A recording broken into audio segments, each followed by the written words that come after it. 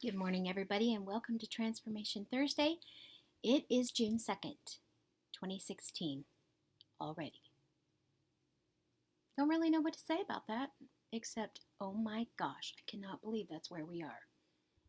We are in a very fast and furious time, and it's time to straighten up.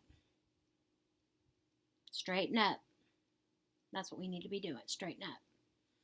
But for those of you who do not want to stay here for me sharing, I'll go ahead and share really quickly that I did not have a good month of May. We all know that I'm really technically weighing in once a month. And for the month of May, I'm up just under 2 pounds. So there's my weight update. I hope you all had a wonderful month of May and lost a lot. And as encouragement and uplifting, I would love for you to leave comments below how your month of May went. Since we're just the second day in June, I would like to know your experiences, what you found helpful, what worked for you, things of that nature in the month of May. I wanted to answer a question before I get into what I have to say about God transforming me, which this is God transforming me. I mean, really, honestly, depending on how this goes, how long it takes me to share this might be my Transformation Thursday. But Melody asked me a question on my Ask Me Monday. I don't remember the exact terminology, but it was, how long have you been going to the church? How long have you worked there? And how long have you been a believer? Well, that's the part I want to talk about. Okay, so if you've watched me at all, you know that I started going to church at a very, very young age. A neighbor around the corner from us took us at very young. I was probably 4 or 5 when I started going to church. But they found out I could sing, and they started putting me on platforms to sing. And, well, I'm being really truthfully honest. Back when I was very little, that same family that the daughter took me to church would sit me on a table and feed me a cookie if I would sing to them. So, of course I did. Yeah, probably a problem of how Gina is where she is. But so they found out I could sing, and they started putting me on a platform, and all I ever knew was singing for the Lord my whole life. That's since, really faithfully at 12 years old, at the church I go to now, whenever we moved here where we live now, and I started going to this church, is when I really got into singing, like a lot. And I was going into prisons, honor farms, other churches, anywhere you could go, and singing and living a life of serving the Lord. Okay, so here's the deal. In my late teens, when I got a boyfriend who is now my husband, I went to a church, and I'm just being honest and frank. My particular youth group, other than, I think there were 2 couples that got married because they wanted to, not because they needed to. And we were one of those couples that needed to. That's really all I'm ever going to say about that, because I am so 100% grateful for my child, because 17 months later I lost the ability to have children. Now, had it not happened the way it did, I might not have any kids at all. So I know that God takes everything and turns it around for good. But that's not where we're going with this. So up there singing on the platform, singing. And kind of fell off. Get with my boyfriend, have issues, stepping back, because, you feel guilty, you don't, whatever. So end up, we're married, and the next day to me getting married, my husband sets me down, and he says, I'm going to tell you something. And I'm like, okay. He said, I've been made to go to church my entire life. Don't think for 1 second that you're going to make me go to church, because I'm not.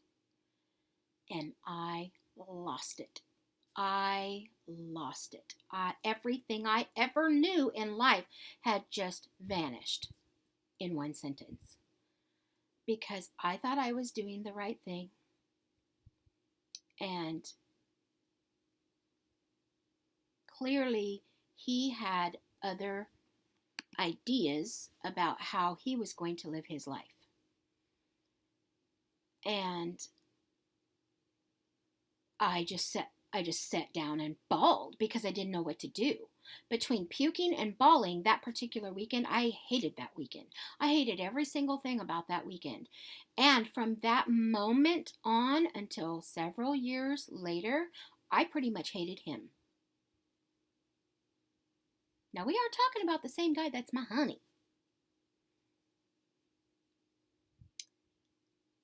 I was shocked and dismayed and angry that he didn't tell me that prior to that day, because I wouldn't have married him. And I think he knew that.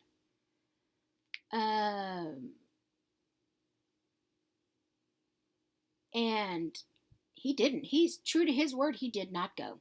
He did not go. I remember that I dedicated our son, and he came to that service, and he would come on Christmas and Easter, which unfortunately a lot of people think that is enough to get you into heaven. When you go on holidays to visit the Lord's house and you're a good person, that's enough to get you into heaven. Well, he didn't feel that way, but I'm just saying there are a lot of people in the world that feel that way and don't know that there's so much more that they're missing, and they are missing the point. Unfortunately, most of those people will probably miss the boat as well, or the flight, if you know what I mean. But, so back on track. So, first year of marriage, nearly the second year of marriage, I hated him. I mean, it grew, it angered me. I was mad. And within several months of him not going, I started not going because anger and bitterness entered my heart.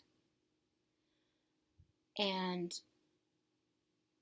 I allowed it to fester to the point of I quit going as well. So probably for the next year and a half, neither one of us went to church at all. And there were many, many, many, many angry,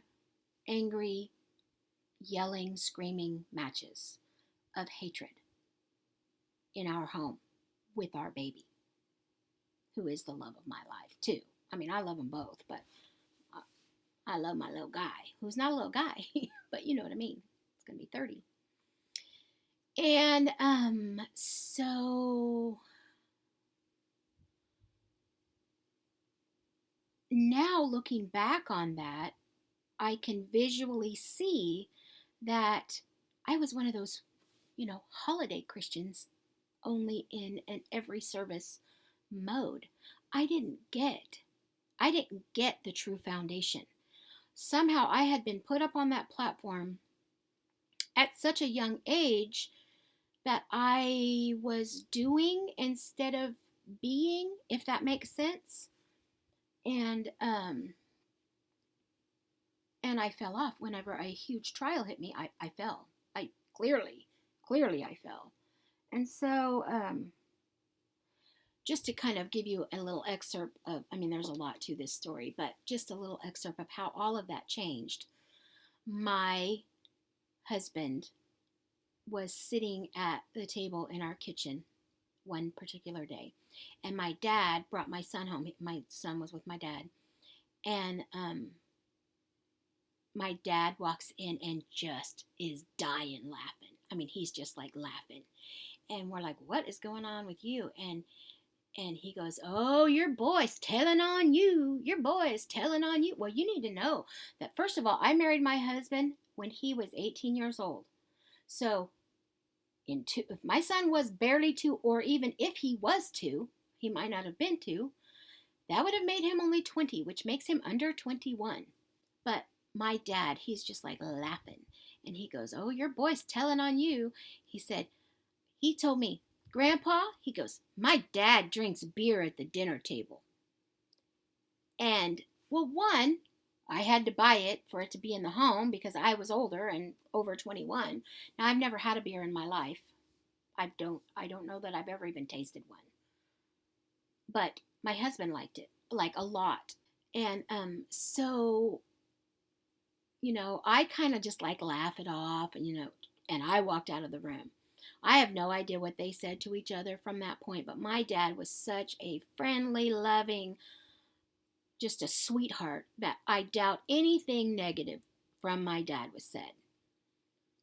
But my dad left, and it was a pouring down rain day. And me and my husband pulled us off a doozy of a fight. And at this point, I don't really even remember what it was about, but I mean, we were fighting. And so much so that he was like, I probably said things like, I hate you, or, you know, because we're out of church. We do not have the Lord governing us. And I'm sure he had a few choice words to say to me as well. And so anyways, the boy was sick. He had a fever. He was sick that day. He had the flu and he had a fever. So we pull us off this fight, and my husband rolls on out the door and slams the door and leaves. Well, I have Drew home with me.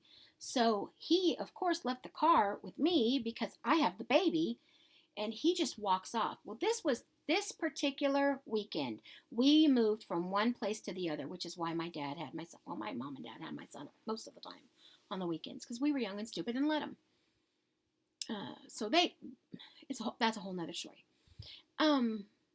So we had just moved into this new house, and like literally like the day before, and but all of our furniture was there, and so he slams the door and rolls out, and it's pouring down rain, and he has a fever. Well, an hour later, no Tom. Hour and a half later, no Tom. 2-3 hours later, no Tom. I mean, I am in the car frantically looking for this boy who has a fever out. We've said ugly words to each other, and he's basically, I'm done, and he rolls out. And I'm thinking, oh my God, where is he? Where is he? What do I do? What do I do? Well, 5 hours later, I found him in our old apartment, laying on the floor, huddled up by the heater vent, crying.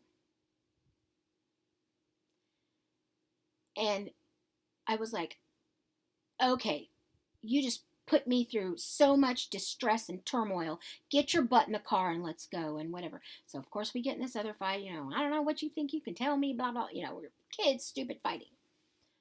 And so, ultimately, he gets in the car and he comes home and he goes to bed. He just went to bed and never got up for the rest of the evening. Well, the next morning, he got up and left, which was Sunday. He got up and left. And left us at home. Me and Drew were at home with no car, and he left us. And he took the car. And he came home different. And he went to church. He gave himself to the Lord and has been my best friend from that day forward. And the sweetest, most wonderful man I could ever want or think to want or ask for. And all of it was because he never, ever wanted his child to have a memory of him not serving the Lord. Now, he was 2 or maybe just under 2 at the time, so I doubt he even remembers that conversation. Although, true fact, other story, he has a memory when he was 6 months old, which we'll get into some other day.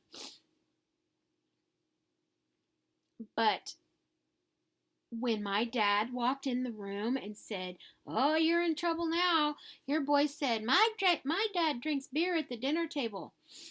Something hit him. I'm sure it was the Holy Ghost. And he was fighting it, and we got in that fight, and he left, and he walked all the way across town in the pouring rain with a fever. I mean, like, it's on the opposite end of town. And he walked over there and in the rain and was laying there on the floor, huddled up by the heater vent, shivering, crying when I found him 5 hours later.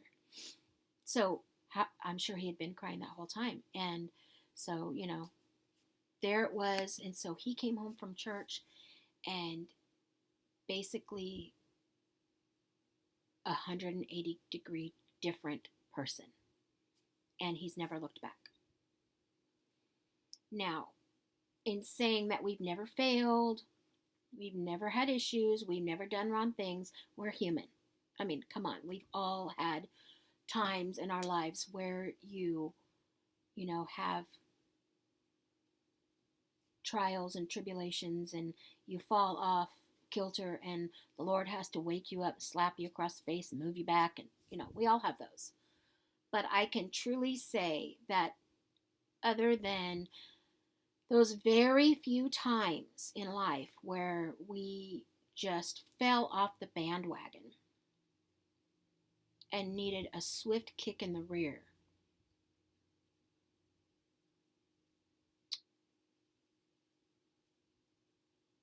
we've never looked back from that day forward. And he has literally been and is and always will be, I have no doubt, my best friend, my supporter, my love, sweetest guy ever. Now, I did not mean to tell you that whole big old story. I don't even really exactly know how we got into that. I don't know. But transforming Gina in life happened because of that moment. And that was a big, long story, but there it is. I'm not going to even tell you what I was talking about, but it was in this book by Emily Barnes called A Cup of Hope. And Jesus is your cup of hope. Love you guys. Bye.